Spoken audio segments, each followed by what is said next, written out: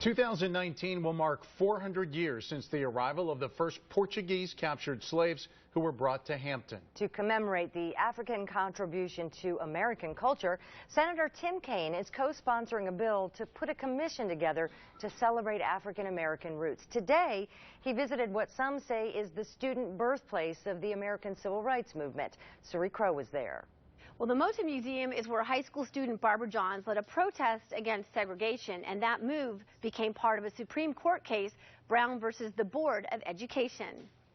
It's a story that resulted in integration. Dorothy Holcomb is one of thousands of kids who was shut out of public school education as Prince Edward County battled with the Supreme Court to keep schools segregated from 1959 until 1964.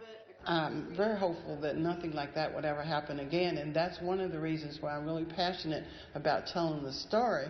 It's a story Senator Tim Kaine wants to hear. No, mine's a little bit different. I went to Appomattox after 2 years. Oh, you did? Okay. Here at the Moton Museum, Kaine is learning about the conditions of the early Moton school that prompted 16-year-old Barbara Johns to lead a strike and spark a national civil rights movement.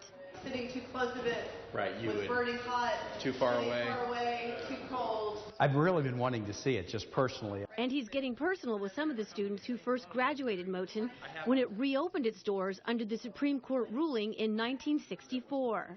Well, it's so good to be here. I've really been looking forward to this. The equality idea is kind of like a North Star that you orient toward. You may never be there, but it gives you a place to orient towards. And this museum tells that story.